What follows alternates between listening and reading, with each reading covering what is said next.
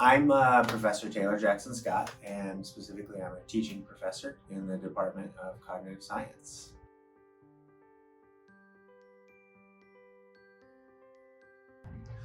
Well, I actually did my undergraduate degree in cognitive science right here at the University of California, San Diego. And I was a transfer student. I started out taking classes part-time at community college and then progressed from there. And I always had an interest in sort of the crossroads of minds and machines, or technology and cognition and psychology. And once I found out the type of research and the types of courses that were available to cognitive science undergraduates in the department, I just sort of knew that it was the place I wanted to be, and what I wanted to do. I was incredibly fortunate to get to study with some of the people that I did, Ed Hutchins and Jim Holland and David Kirsch, and just felt like a really great home for the types of questions and things I was interested in.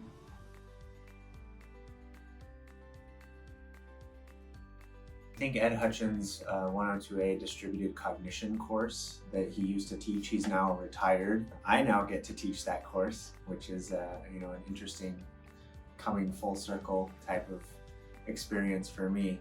And I think that course especially helped to sort of challenge me and push my mind in thinking about cognition and human experience, and what it means to be a human in the world. It really just helped me reimagine the scope of possibilities of how we might frame or think about questions related to cognition. So that course was definitely like a big influence on me. I later went on to be an IA for that course, and worked with Ed on a couple of other things prior to graduating.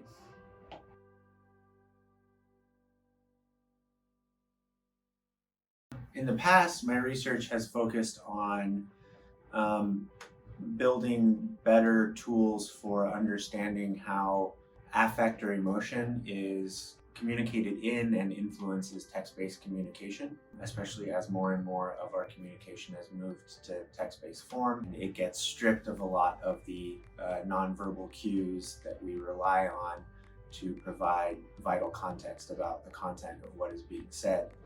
And I think there's a lot of different applications of that research, and it's well suited to continue to explore it in a cognitive science department, even though it was my original research goals coming off of my PhD were more centered around human-computer interaction and human-centered design. But I've kind of put that research trajectory on the back burner, as they say, for right now, just in terms of really focusing on teaching and building up these curriculum for these different courses and getting more comfortable with them. And I'm developing a brand new course this quarter for teaching in the spring. It's going to be an undergraduate information visualization course. But now that I've been here a little while, I've started to not only think about how I could bring that research out of hibernation, so to speak, but then also I've become, as a teaching professor, more interested in pursuing some pedagogical research around.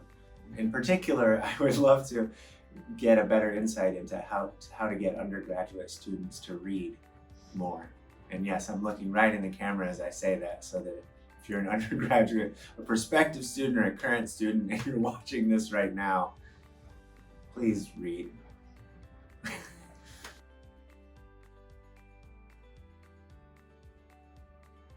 So I think I'm actually kind of lucky in that I have my core cognitive science background from my BS that I did here, and then I also have my PhD in human-centered design. So I get to teach a pretty interesting mix of both human-centered design, HCI-related design and interaction specialization, design minor-related courses that are oftentimes geared towards more practical applied skills, group project work, prototyping, testing, doing contextual inquiry, and ultimately, hopefully through that work, producing something, a portfolio piece, or just really getting a better sense of the skills that will help students either go on to an industry career, or if they want to pursue graduate school, In addition to that, because of my cognitive science background, I get to teach some of these more core cognitive science courses that are more conceptual or theoretical, and get to explore ideas around the consequences of how we interact with technology and the artifactual world around us, ask questions about what gives rise to high-level human cognition. So I get to teach courses like COGS 10, Cognitive Consequences of Technology, and the 102 series, which starts off more theoretical and conceptual and moves towards methods and then towards application with cognitive ethnography and cognitive design. And then I get to teach COGS 100, Cyborgs Now and in the Future. And that one's also trying to find a balance between these very theoretical, conceptual, philosophical notions, and then also being able to understand the sort of more hard science aspects that cognitive science can bring towards understanding how we became the modern humans that we are, and where that might take us next. And then I also get to teach some Design 100, and that's a prototyping class.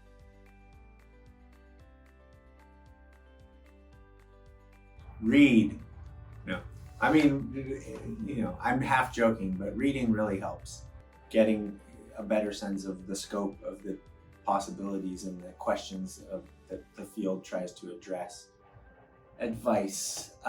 Don't be afraid to take classes that are outside of your chosen specialization and get exposed to new ideas. I think that's one of the biggest strengths of a department like ours, and not just the courses offered within our own department, but the ties we have to other departments. And so just the huge spectrum of courses that you can take is sort of staggering, and there's a lot of opportunity to get exposed to things that you otherwise wouldn't.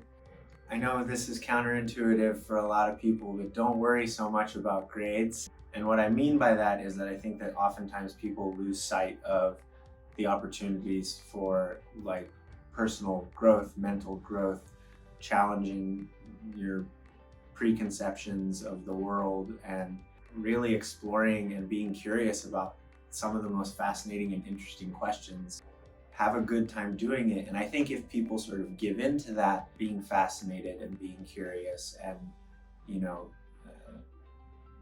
doing readings, attending classes, and leveraging the resources like discussion sections and office hours, that the grade kind of comes along with just engaging in those things a lot of times. And I think it's easy to get not distracted, but maybe to become hyper-focused on the wrong aspects, or on the aspects that might be less personally meaningful than that 3.87 GPA that you want so you can get into grad school or whatever the case may be.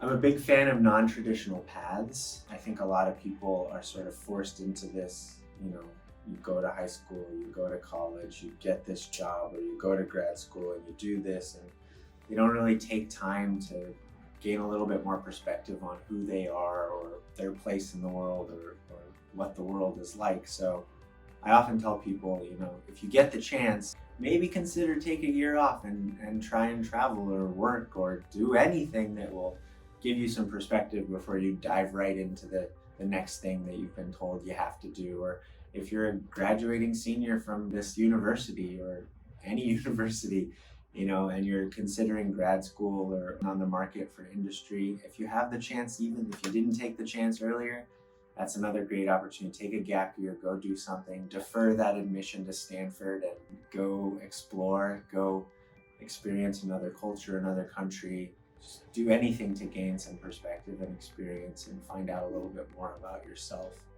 I will say one of the number one things I get asked by people is, should I go to grad school? And I always give the same piece of advice, is that if you have any interest in going to grad school, you should apply. And I don't mean that in the sense that I think everyone should go to grad school, but it's more of a way of saying that if you think you might want to go, the best way to know whether you can go is to apply, because you can always say no or defer an offer you do have, but you can't say yes to an offer that you don't have. So having that option, it helps make the spectrum of options you have available to you at that time more concrete, And it's a lot easier to make decisions about concrete options instead of trying to wrestle with these hypotheticals of what might I do after I graduate. Oh yeah, have fun. I oftentimes encourage students to pick for an assignment something they're interested in to write about or to explore or to analyze.